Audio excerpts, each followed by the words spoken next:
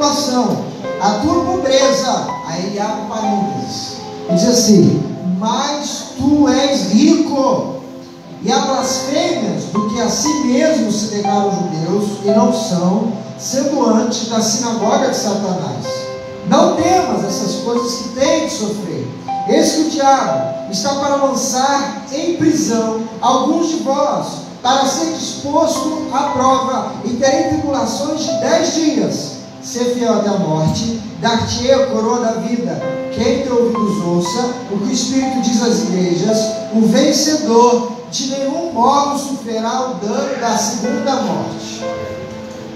Deus Pai, esta é a palavra ministrada aos nossos corações. E Senhor, nós queremos que isso efeito nas nossas vidas.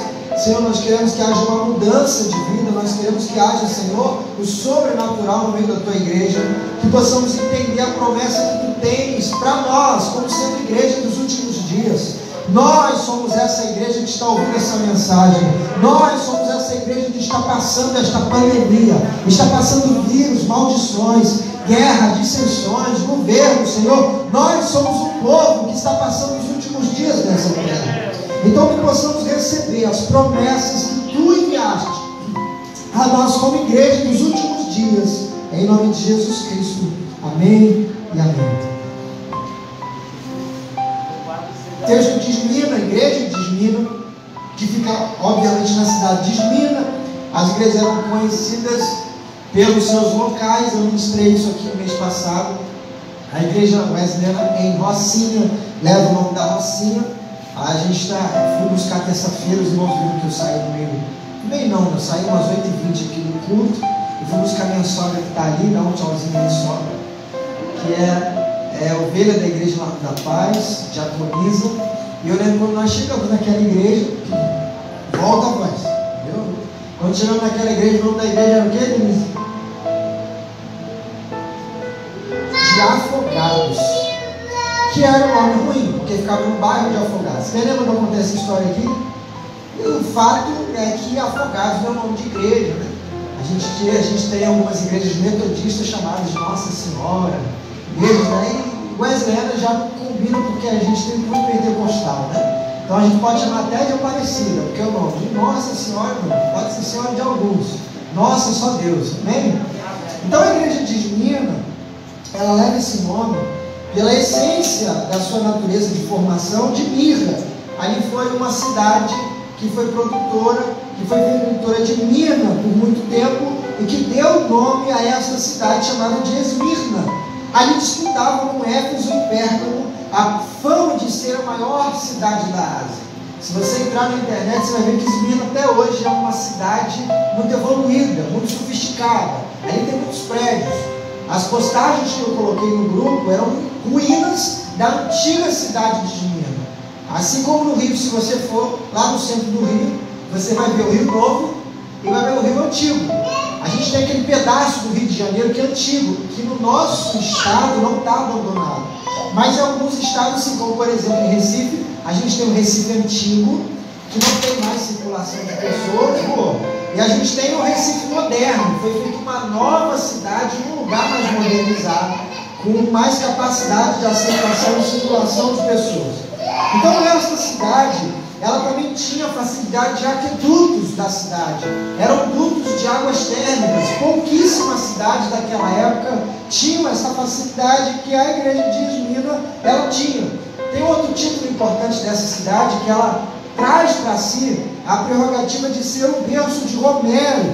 Romero é aquele que traz a grande parte da história da cultura greco-romana, ou a cultura grega, assim todos os deuses mitológicos que nós conhecemos, como Zeus, como Eros, como Afrodite. Então este poeta, que na época escrevia, foi reconhecido por muitos como um revelador dos seres celestiais. Essa é a cidade de Esmirna. Essa é a cidade que esta igreja estava localizada. Embora estivesse numa cidade com muitas opções, aquela igreja ela não tinha a mesma capacidade daquela cidade. Nós vamos ver que dentro dessas igrejas existem igrejas que tinham a sua riqueza igualitária à sua cidade. A igreja de Esmirna não. Ela era uma igreja sofredora. Ela ficava localizada nos dois maiores templos de Cibele e de Zeus. E esses grandes templos, essas culturas impediam o avanço do Evangelho. Assim como hoje nós temos na parte do Brasil, algumas áreas do Norte e Nordeste, que o Evangelho tem dificuldade na expansão da palavra. Quando a gente vai para estas áreas, levar o Evangelho de Cristo, nós vamos perceber que há uma limitação, há uma trava espiritual, tamanha cultura que está disseminada ali de religiosidade e que nos impede. Há alguns líderes religiosos que mandam em algumas pequenas cidades e tem igreja nossa que não consegue abrir portas, porque se você abrir porta, aquele líder religioso vai no município e pede a abertura daquela igreja. Ué, pastor, Brasil? Sim, Brasil, liberdade religiosa. Mas quando você entra em alguns lugares, nós vemos essa limitação. A igreja de Minas, ela passa por essa mesma situação. A Bíblia inicia falando que ao anjo da igreja de Esmirna, ali tinha um pastor. O que era o anjo? Eu falei da igreja de Éfeso também. O que significa anjo? A palavra envia. Ao enviado, aquele a quem o Senhor colocou nesta igreja. Ao anjo da igreja de Esmirna escreve, e é importante a gente saber que a Bíblia não cita o anjo, o enviado. Ele faz questão de não dizer ao pastor, que é uma nomenclatura que já era coloquial na época. Ele também faz questão de não citar apenas a igreja, porque era uma nomenclatura coloquial da época, porque Paulo também faz cartas à igreja, mas ele fala o anjo da igreja. Ao enviado que ali está. Primeiro, o homem que ali está tem que entender que ele foi enviado por... Então a obra é dele? A obra é de Deus.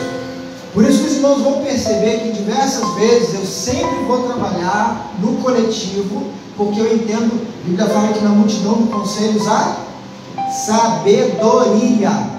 E Deus dá para a igreja dons e ministérios para que a igreja possa crescer e desenvolver. Eu não sou o dono, mas a Bíblia também fala que nós, os irmãos, também não são os donos da igreja.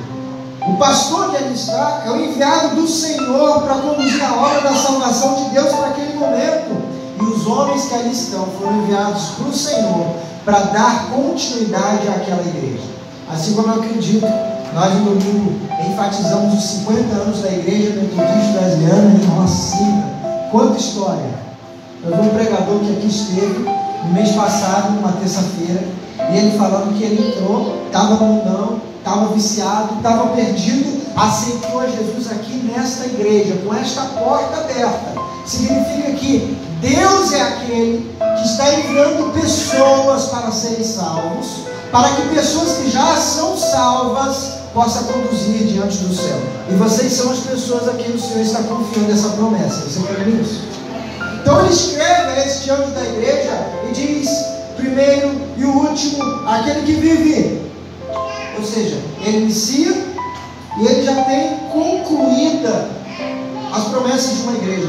Deixa eu fazer essa pergunta que eu comecei lá no comecinho, né? Comecei lá no início, eu corrigi, ficou redundante aí na confirmia. Qual é a missão da igreja? A gente pode pensar um pouco acerca dessa missão que Deus nos deu. Primeiro, a gente pode pensar que a missão da igreja são as obras. E eu digo aos irmãos, é bom que a igreja faça as obras. Porque lá em Tiago diz que as obras são resultado da nossa... Mostre-me a tua fé sem as obras, você não vai conseguir. Que com as minhas obras evidenciarei a minha. Todo crente que tem fé faz obra. Crente que não está em obra, crente que não está em atividade na obra do Senhor, ele está correndo um sério risco de entrar na sua frieza espiritual, frieza de fé. Por isso que as obras são importantes, mas a obra não é a motivação maior da igreja. Ela pode ter obra, mas vai haver momentos que ela não está fazendo a obra. Ela vai estar fazendo trabalho de fé. A Bíblia diz lá em Ageu, quando o povo está voltando do exílio, e ele diz o seguinte: a glória da segunda casa seria maior do que a glória da primeira. É interessante ele falar isso, porque eu ministrei no começo do ano sobre Ageu e falei que a igreja de Ageu ela era muito mais pobre do que é o templo de Salomão. O primeiro templo foi Salomão que fez, riquíssimo, madeira nobre, cedro do Líbano, banhado de ouro, todos os tecidos de cetim, linho fino do Egito, da Pérsia, e seja lá na onde.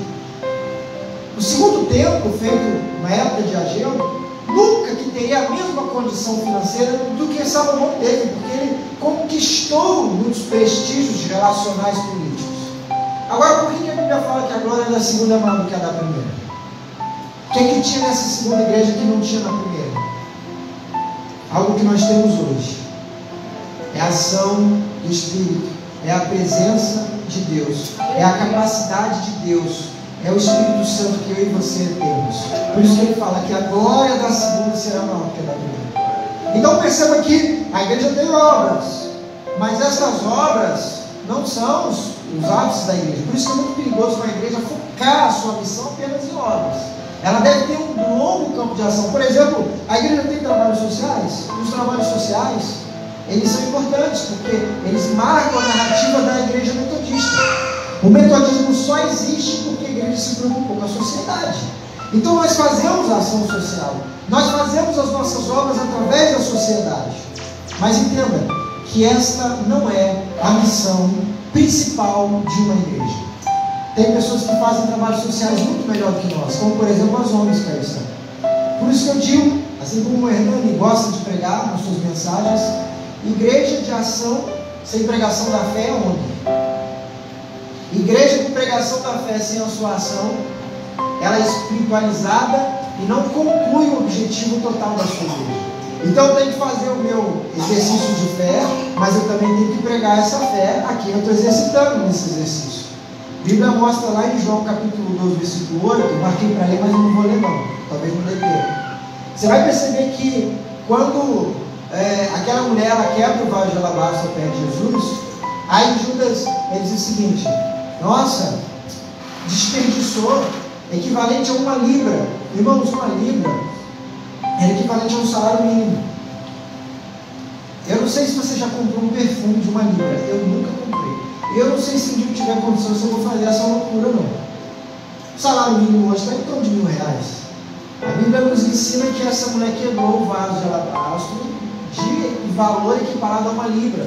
E Judas fala assim: não poderia ela pegar esse perfume, vender e dar aos pobres? E aí Jesus traz uma informação muito forte, fala assim: os pobres sempre estarão convosco. Eu, portanto, nem sempre estarei na presença de vocês. Não tem lugar mais precioso do mundo do que na presença de Jesus Cristo. Não tem. Você pode estar na companhia de quem for, não tem companhia melhor do que na presença do nosso Senhor Jesus. Por isso que eu digo a todo mundo que está aqui na igreja hoje: valorize o tempo que você tem para estar na casa de Deus. Valorize o tempo que você tem para estar adorando ao Senhor, porque pode ser que amanhã seja tarde demais. Conversando agora com os presbíteros, um fez uma colocação importante, porque a gente sabe que Deus é gracioso. A gente sabe que num desses perdidos da vida, numa troca de tiro, ele pode ter tempo de se voltar ao Senhor, e Deus pode perdoar aquela alma. Mas quem diz que pode ser assim? E se for simultâneo? E se for um infarto fulminante? E se de repente tiver um mal súbito e não houver tempo e oportunidade para reconciliar-se com o Senhor? E Jesus está falando: olha, esta preocupação ela é cabível, mas eu quero dizer para vocês que eu alimentei a multidão, eu multipliquei pães e peixes. Por isso, quando Jesus ele olha para trás e vê aquela multidão, depois da multiplicação, ele diz: olha, quem é essa multidão dizem que eu sou? Esse povo me segue com um objetivo específico, mas será que eles estão entendendo a minha mensagem? Será que eles estão entendendo o propósito pela qual eu quero que eles me sigam? Aí eu vou para a terceira alegação: a igreja tem que ter milagre? Sim, porque os milagres evidenciam o poder de... E essa igreja aqui, irmão, chove milagre, graças a Deus por isso. Aqui nós vemos cura, aqui nós vemos restauração, aqui nós vemos libertação de vidas. Graças a Deus que aqui tem milagres demais. Mas esse não é o objetivo principal de uma igreja, porque podem existir momentos que nós não vamos ter milagres. É por isso que Jesus ele curou 10 cegos e um volta. vamos colocar esse percentual aí? Se cada 10 pessoas que tiverem milagre um voltar, valeu a pena? Valeu, porque os 10 foram abençoados. Eu tive um tio, ele é pastor, e ele fez um trabalho, um esforço. A menina estava fazendo um buffet, e a mulher do buffet deu o cano nela, foi embora, a mulher ficou arrasada na igreja. Aí falou, meu Deus, está chegando na igreja, né? Ai, que decepção, foi um dia. Aí ele juntou os irmãos, porque a igreja tem essa capacidade. Eu sempre digo que a igreja ela tem esse poder de se juntar, fazer casamento, fazer festa. A gente tem essa capacidade. Aí uma fazia decoração, a outra trabalhava com salgadinho, outra não sei o que, outro fez o bolo, fez um festão. Aí depois da festa sumiu. Aí ligou semana depois, irmã, cadê a irmã? Não, estou muito cansado da festa. Nem 7 dias deu para descansar. Aí deu mais 7, 15, irmã, cadê a irmã? Não, acho que eu não vou mais para a igreja não. Aí eu falei assim, irmã, mas você estava aqui até o momento que você precisou. E depois foi embora.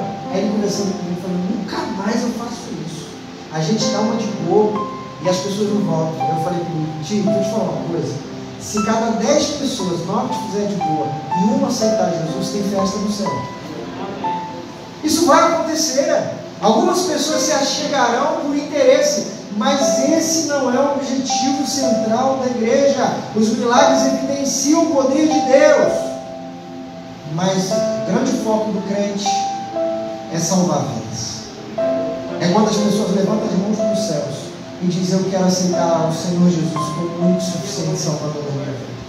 E isso a igreja tem feito com muito prestígio, porque embora nós, igual aquele pregador que esteve aqui há 30 anos atrás, ele está salvo. Significa que o nosso objetivo foi cumpridor. Ele entendeu que Jesus Cristo é o único caminho.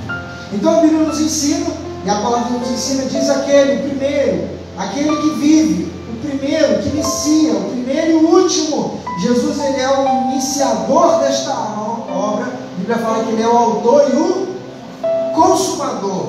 Ele é o autor e o consumador. Se você é uma pessoa que não tem fé, eu quero te convidar a buscar o Senhor, porque quem dá a fé é Deus. Ele é o autor e o consumador. Agora, quem desenvolve a fé? Somos? Tem gente que recebe fé.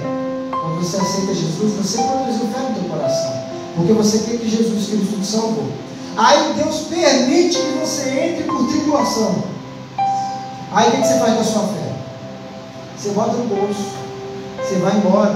E aí Deus está falando assim, meu Deus, eu estou dando a oportunidade de crescer e romper em fé, porque eu dei a fé. Mas quem vai desenvolver essa fé somos nós. Por isso que ele é o autor e o consumador. Ele consuma. Ele vai vir para dar o checkmate. Ele vai vir para dar o resultado final. Mas do início ao fim, ele é o Deus que está contigo produzindo os efeitos da sua salvação. Você crê nisso? A Bíblia diz isso. Aí ele vai para essa igreja e fala, porque tu és pobre. Era uma igreja que precisava de ajuda das outras igrejas. Mas eu digo que tu és rica. Qual é o valor que você dá para a sua posição? Qual é o valor que você dá para a sua posição? Sabe qual é a maior riqueza que você tem? Primeiro é a tua vida. Porque o fato de você ter nascido, irmãos, é um milagre. Vai conversar com o médico, porque ele vai te explicar isso direitinho. Sabe quantas pessoas concorreram contigo na hora de sucumbir da vida? Milhões e milhões. Ali, dentre aqueles bilhões e bilhões, um acertou o alvo, esse um foi você. Não tem como você ter fracassado, você já venceu, irmão. É muita gente, né? Você venceu. Segundo, qual a importância que você dá para a vida que você tem? A Bíblia fala, lá em Eclesiastes capítulo 5, versículo 19, se você quiser anotar aí, todo homem a quem Deus concede riqueza e recursos, que o tornam capaz de sustentar-se, de receber a sua porção e desfrutar das recompensas do seu trabalho, isso sim é presente de Deus. Eclesiastes fala da inutilidade da vida. Aliás, Eclesiastes é o livro do pregador, é a murmuração de Salomão, né? E ele fala, ai daquele que trabalha demais e não contempla do fruto do teu trabalho. verá o teu sucessor denegrir e destruir tudo aquilo que conquistou. Por isso que você fala, a gente percebe o seguinte: quem é o grande cabeça da Rede Globo? Quem foi o grande nome da Rede Globo? Quando ele morreu, o que aconteceu com o Globo? Quem foi o grande cabeça? Quem é o grande cabeça do SBT? Vocês acham que vai ser diferente? Porque o livro de Eclesiastes nos revela que os sucessores estão mais preocupados em usufruir do que em conquistar. Então o conquistador, ele tem que, ao mesmo tempo que conquista, usufruir daquilo que conquistou. E ele fala, olha, o resultado eficaz, a felicidade real do trabalhador é poder usufruir daquilo que ele tem, é poder usar aquilo que ele conquista. Tem muita gente que tem um casamento muito feliz e não percebeu ainda. Tem muita gente que tem uma família e não percebeu. Tem gente que tem um bom trabalho e não percebeu ainda, porque está muito preocupado com objetivos que não trazem felicidade. E a Eclesiastes fala, olha, o fato de você ter o resultado do seu trabalho, usufruir daquilo que você tem, já é uma resposta lógica que te dá paz. Lá em Provérbios capítulo 28, versículo 11, você anota esse texto também, diz assim, Provérbios 28, 4, 28, 11, se não me engano. O rico arrogante é poderoso em seus próprios olhos, mas o pobre que é inteligente o conhece muito bem os seus atos. Porque a arrogância, a Bíblia fala que o orgulho de coração é o princípio da queda. Deus rejeita os orgulhosos e dá graça aos... Deus rejeita os orgulhosos e dá graça aos humildes. E lá em Lucas 16, 13, Jesus ele fala, pega uma moeda, quando um fariseu pergunta a Jesus a quem, se ele vai dar o calote no imposto, né? Fala, Senhor, agora que você está aqui revolucionando a terra, vamos dar calote no governo. E ele diz assim, de quem é a cara desta moeda? De César. A César, irmãos, é o que é de César. A Deus é o que é de Deus. E ele fala, no capítulo 16, versículo 13, ninguém pode servir a dois senhores. Por isso que a igreja de Esmirna, ela podia ser conhecida por outras igrejas como sendo uma igreja pobre, mas Deus dizia que ela era o quê? Ela era o quê? Por quê? A riqueza para Deus não é a riqueza que o homem vê. Tem uma música de Eliseu Gomes, que é uma narrativa antiga da igreja evangélica, talvez os mais antigos vão lembrar dessa canção, que narra sobre o crente Miguel. E o crente Miguel era um homem de oração, servo de um senhor numa fazenda. E um dia, o crente Miguel teve uma revelação, Deus falou com ele, avisa para o teu patrão que o homem mais rico da fazenda vai morrer, eu vou levar ele. E Miguel chegou para o seu patrão, lembra dessa música, Silvio? Eu não lembro. Ele falou assim, meu patrão tem uma notícia preocupante. Deus me revelou que o homem mais rico da fazenda ia morrer daqui a 10 dias. Acabou a vida do patrão. E ele começou, não, Miguel, faz oração, está errado, vamos pedir ao Senhor. E Miguel passou esses 10 dias orando. No 10º dia, o patrão levanta, fala, esse Deus do Miguel não existe. Manda chamar o Miguel. Miguel, nada, Miguel abriu a porta. Quando abre a porta, quem tinha partido para o Senhor? Porque Miguel era o homem mais rico daquela fazenda, mas ele era o servo daquele Senhor. A riqueza para Deus não é a riqueza que o homem vê, porque a riqueza que o homem vê pode ser tomada. A prata, o ouro pode ser roubado, mas aquilo que Deus te deu, nenhum homem é capaz de citar. A igreja de Laodiceia já tinha um parecer diferente. A igreja de Laodiceia, a gente vai chegar na igreja de Laodiceia, a Bíblia fala que essa igreja de Laodiceia, ela era o quê? Rica, poderosa, cheia de si. Aí Deus chega para Laodiceia e fala assim, Laodiceia, dizem que tu é rica, mas eu quero trazer uma revelação, tu és pobre. É a igreja que Deus bonita, né? Aí eu pergunto de novo, como você se encaixa, ou qual a sua posição, como você se vê na sociedade, como você se vê como crente, como você se vê como filho de Deus? Porque Jesus, quando vem nessa terra, ele fala, eu não vim para aqueles que estão fartos, cheios, alimentados, eu vim para aqueles que estão necessitados. Vinde a mim, aqueles que estão cansados, oprimidos e abatidos, e eu vos aliviarei. E aí toda vez que os fariseus traziam uma resposta para eles, não, nós somos filhos de de Abraão, nós somos dignos do céu. Jesus fala, então, vocês não são dignos do céu? Se acertem com Deus. Eu vim para aqueles que se acham indignos na terra. Esses são dignos do céu. Por isso que lá na parábola da montanha, Jesus ele vai dizer das boas-venturas, bem-aventurados são os pobres, os simples, os humildes, porque deles será feito o reino dos céus.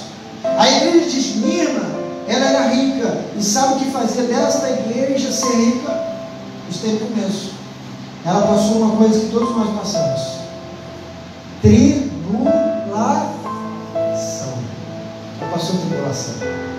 E por ela estar passando essa tribulação, esta perseguição, esta afronta, não só desses templos religiosos diversos que existiam, como também de dois segmentos, porque a Bíblia fala que existiam os falsos judeus que perseguiam essa igreja. Porque nós entendemos que o verdadeiro judeu é aquele que segue a quem? Nós temos falsos judeus hoje? Não é constrangedor saber que o desafio é judeu, você nunca viu ele com kippah? Luciano Desafio. O Luciano Huck, sendo judeu, você nunca viu ele. Aliás, no final do ano ele vai para o mar, pula 7 ondinhas, bota o barquinho, e você fala, meu Deus, que judeu maluco é esse? Que judeu é esse que não segue o Deus Todo-Poderoso? A Bíblia fala que existiam os falsos judeus, porque o judeu é aquele que segue a Deus. Mas esses judeus não estavam mais seguindo a Deus, eles estavam seguindo a homens. Tinham vários partidos. Nós tínhamos os fariseus, nós tínhamos os saduceus, nós tínhamos os zelotes, nós tínhamos os essênios. Dentro do judaísmo tinha vários segmentos religiosos, e a maioria deles era envolvido ou com o sinédrio ou com o governo romano. Os zelotes, por exemplo, eram envolvidos pela palavra exacerbada, eles estavam mais preocupados com a lei que com qualquer outra coisa. Os fariseus eram muito envolvidos com o sinédrio, por isso você vai ver diversas vezes um fariseu junto com os líderes do sinédrio. E aí você tem lá os saduceus que eram envolvidos com os romanos, eles agiam de forma política para o bem-estar de Israel e para que a religião deles pudesse dar continuidade, que eles não fossem perseguidos. Esses homens eram os falsos judeus, e ele fala de sinagoga. Sabia que a sinagoga nem sempre existiu? A sinagoga foi uma opção que o povo de Israel teve no período da primeira diáspora, da primeira perseguição, quando eles se dispersaram sobre a Ásia, sobre a Samaria, sobre a Judéia, sobre a Galileia. Eles viram que a sinagoga, que era um templo pequenininho, era um lugar onde os judeus pudessem vir, aprender o livro da lei, aprender a palavra, desenvolver o evangelho não tinha, né? Desenvolver a palavra de Deus sem a perseguição dos romanos. Eles não chamavam de templo, era uma estratégia para contornar o impedimento de exercer a sua religiosidade. Quando ele perguntava assim, vocês estão desenvolvendo a religião? Não, nós temos sinagoga, é um lugar de encontro, temos permissão, porque eles tinham permissão para desenvolver religião sem templo. Aí existiam as sinagogas. Aí Jesus vai revelar para João e chama a sinagoga de quê? De Satanás. Ele está falando o seguinte, os falsos judeus e a sinagoga de Satanás. Sabe por quê? Porque eles criaram aquilo com um propósito muito bom. Propósito da igreja, em tese, em 3 formas. Nós nos alimentamos, fortalecemos uns aos outros e pregamos o evangelho. Então você vem para a igreja, primeiro, para ser alimentado da palavra, para se fortalecer um com o outro, porque a Bíblia fala que somos edificados uns com os outros. Então a Denise está ali para testar a minha vida, eu estou aqui para testar a tua vida, e nós vamos juntos crescer pela fé. E terceiro, me alimento, me edifico contigo, você me alimenta, te alimento, e nós vamos pregar a palavra. 3 pontos. A sinagoga tinha um princípio importante. Eles se encontram, adoram a Deus, ouvem o livro da lei. Só que no período do cristianismo, primeiro século do cristianismo, eles começaram a ir para a sinagoga, sabe para quê? Para armar contra o cristianismo. É como se a gente se juntasse na igreja e começasse a bolar um plano maligno de perseguição a alguém ou alguma pessoa. Por isso que eu falei isso na terça-feira, no domingo. A gente, quando começa a reunião, a gente começa em oração, que é para deixar bem claro que nossa proposta aqui é colocar Deus no centro das nossas relações. tem que ficar bem claro. Porque a partir do momento que eu tiro Deus do centro, eu começo a tramar alguma coisa, deixou de ser sinagoga de Deus. A Bíblia fala que é sinagoga de... Porque os judeus não estavam mais preocupados em adorar a Deus. Eles estavam preocupados em fechar tramóia. Como é que a gente vai perseguir? Olha, tem uma igreja lá em Esmirna.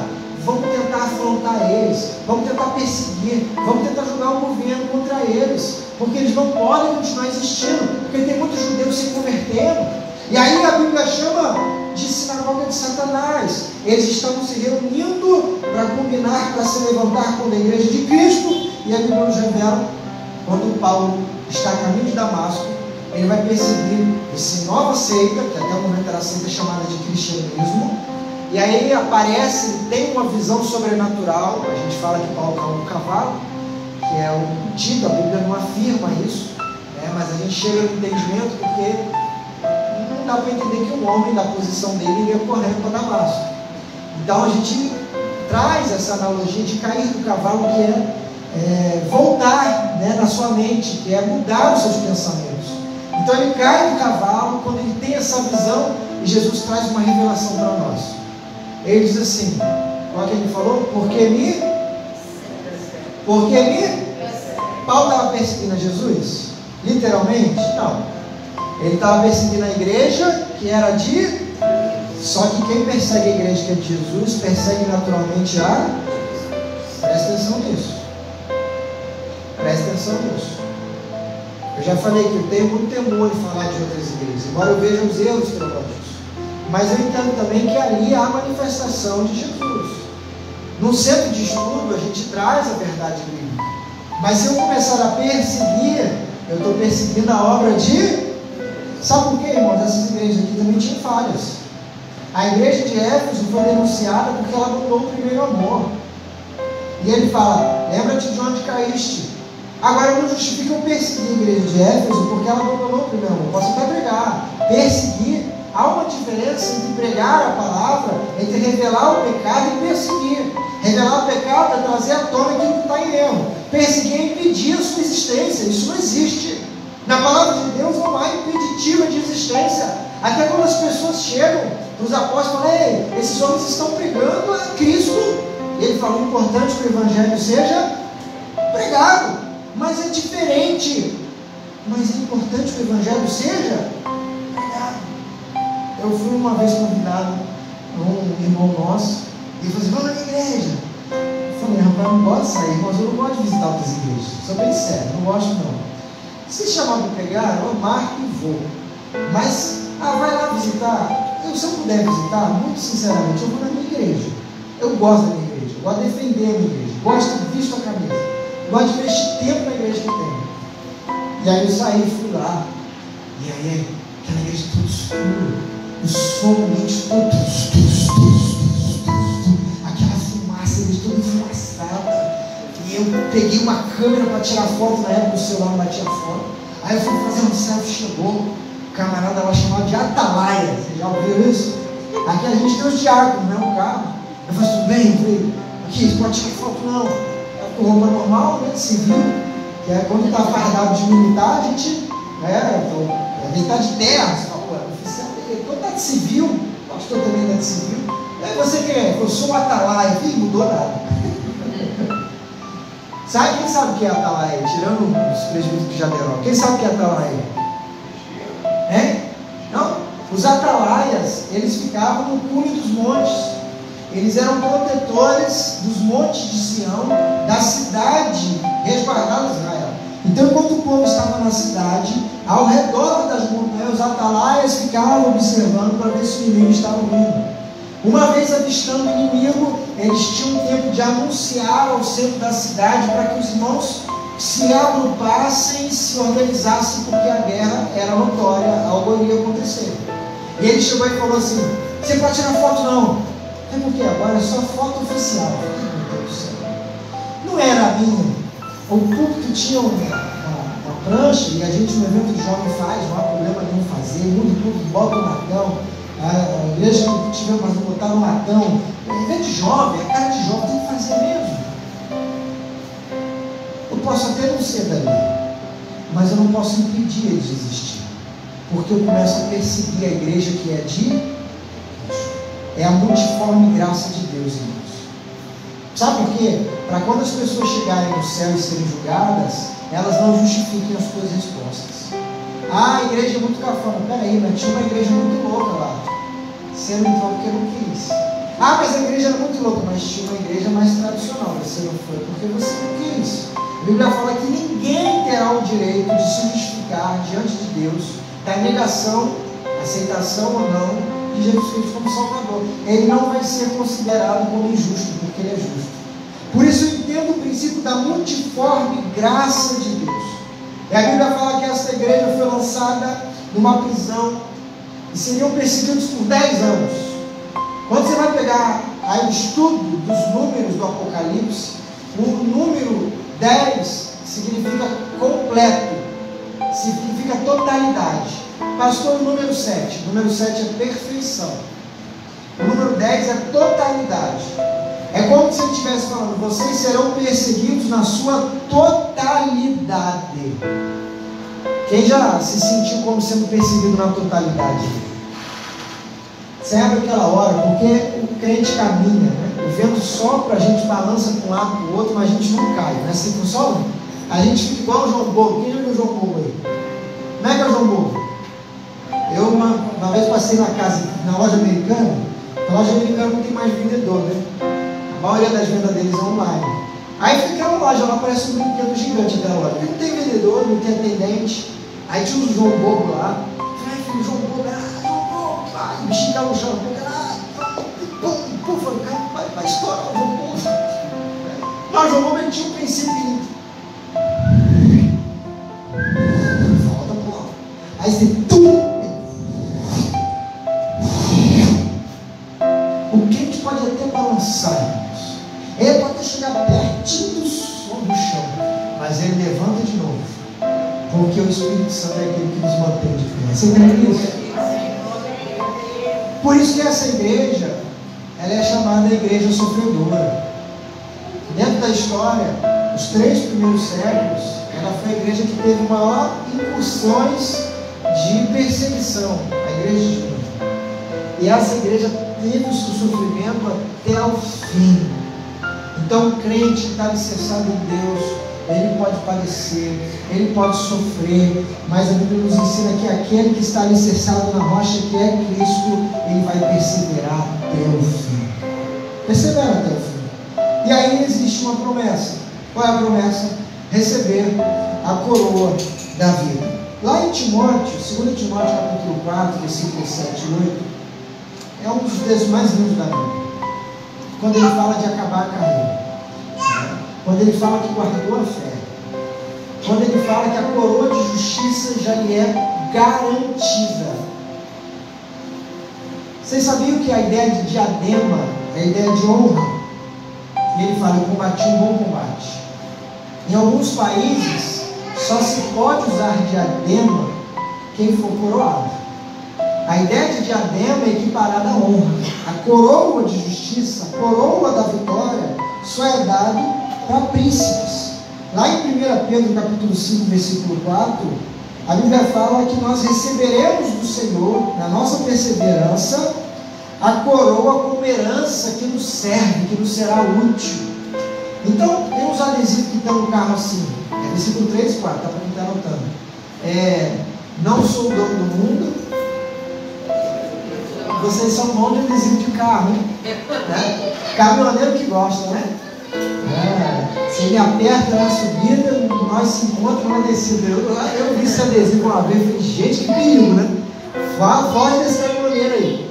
Então eu não sou o dono do mundo, mas eu tenho que entender que ele é o dono e que me coroará naquele dia. Eu sou um defensor do galardão, eu sou um defensor de que Deus é aquele que tem visto o nosso trabalho. E aí, a Bíblia tem uma segunda promessa: nós não teremos o dano da segunda morte. Existem 4 palavras mencionadas ao fim, equiparadas à morte, de Gênesis e Apocalipse. A primeira delas é hebraico, que se chama Sheol. Sheol é uma palavra em hebraico que significa lugar de mortos, lugar da morte. Por isso que toda vez que você ouvir no Antigo Testamento a morte, você tem que estudar o significado desta morte. Porque pode não necessariamente ser morte fim da tua vida, pode ser morte lugar de morto. Todo mundo que morre vai para o Sheol no Antigo Testamento. No Novo Testamento, esta palavra ela foi equiparada à linguagem da época. Qual era a linguagem do Novo Testamento? Na qual a maioria dos escritos do Novo Testamento são existentes. Pode falar, Celina. O Novo Testamento é em grego. Algumas citações em aramaico, por exemplo, Talita Cumi.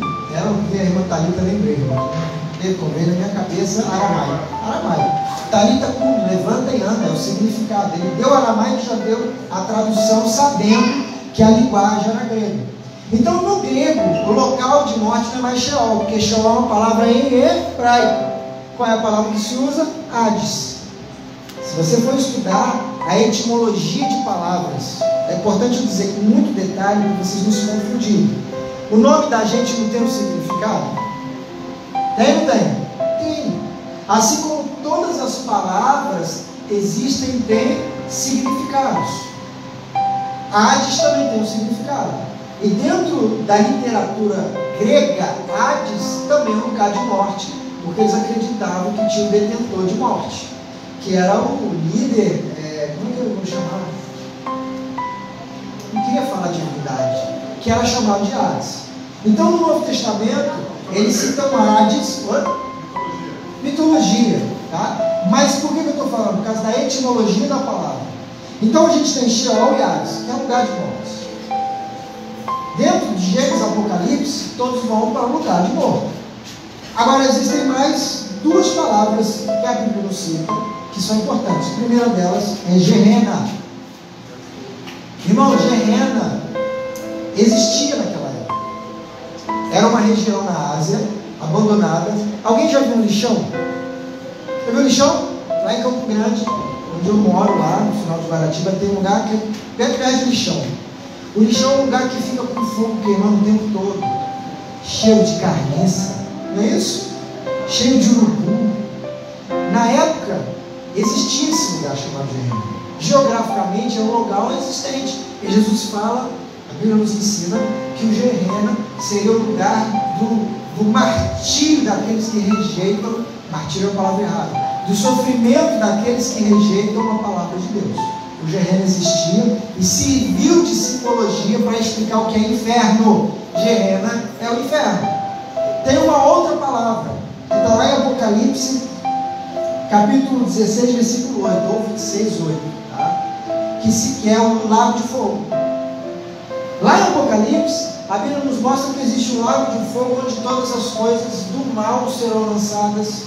Eu creio, aqui digo eu, não o Senhor, que Deus dizimará a maldade do planeta, do universo, porque nosso Deus, Ele não vai dar oportunidade de uma segunda existência humana, de uma segunda possibilidade de levante do inferno. Ele vai dizimar, porque a Bíblia nos revela que Satanás já foi derrotado, já foi destruído, e ele está aniquilado, porque Jesus já profetizou, e ele já se cumpriu quando ele ressuscitou. Por isso a Bíblia fala que nós não conheceremos o dano da segunda. Agora, quem disse que eu vou morrer a primeira vez? Eu não vou, porque eu tenho fé que Jesus Cristo vai voltar e eu vou ser arrebatado. Mas aqueles que experimentaram a primeira morte, a Bíblia fala, não vão experimentar a segunda, porque quando Jesus voltar, os primeiros que se levantam foram aqueles que já foram. Por isso que vai haver uma confusão, porque algo visível e notório vai acontecer. Essa volta de Jesus não vai ser escondida não, irmãos. Há um estudo de um outro segmento cristão que fala que a primeira vida as pessoas ficaram perdidas, os ETs abduziram. Aliás, eu falo sempre isso no Ser Forte. Vocês sabem por que essa pregação de extraterrestre é muito forte? É para justificar um possível arrebatamento. Vocês sabiam disso? Essa ideia de abdução, porque quando a igreja for arrebatada, qual é a resposta lógica que as pessoas da terra darão? Estamos sendo invadidos pelos alienígenas, e está a gente lá no céu. É tribulação, filhote, pode esperar. A hora está chegando, a gente já está aqui, já vamos descer aí para tomar tudo. que é tudo nosso. Que a Bíblia fala que esse mundo já é maligno, mas quando o Senhor voltar, serão novos céus, novas terras, e nós não experimentaremos esta segunda morte. A palavra de hoje ela é voltada para aqueles que estão sofrendo a tribulação. Eu não sei qual a tribulação que você tem passado, eu não sei qual o sofrimento que você tem enfrentado, mas eu quero te dizer que Deus deu uma promessa para a igreja dos últimos dias. Você vai ser recompensado no final total da tua tribulação. A Bíblia nos ensina que nenhum de nós somos tentados além daquilo que temos capacidade de passar, de suportar. Se você está passando por essa tribulação, é porque Deus te deu capacidade para ser vitorioso. E quanto maior a prova, maior a tua vitória. Por isso que Deus nos falou e nos deu essa promessa. Você vai receber uma coroa. As pessoas verão a tua glória. Não como diz a música, quem me viu passar na prova não me ajudou, quando vê na vitória vai se arrepender, que traz um espírito de vingança. A Bíblia não ensina vingança, irmãos. A Bíblia não ensina a covardia. A Bíblia nos ensina a honra. Aqueles que passam pela prova, que são vitoriosos, serão coroados pelo Senhor, serão vistos como filhos de Deus. E muitos dirão, esse verdadeiramente é filho do Altíssimo, porque foi coroado com a sua vitória. E você não morrerá. Você não morrerá, porque o Senhor está contigo. E Ele te fará levantar, para que você possa conquistar a tua vitória. Eu quero convidar você a se colocar de pé em nome de Jesus. Eu quero agora fazer uma oração. O meu objetivo, semana passada, nós fizemos uma oração pela promessa de Éfeso, que foi plenitude da vida de Cristo, a árvore da vida. Nesta segunda promessa, o Senhor nos promete a glória da vitória. A coroa sobre as nossas cabeças é a glorificação, é a honra de Deus que nós fomos vitoriosos. Eu quero convidar você a colocar a mão no seu coração.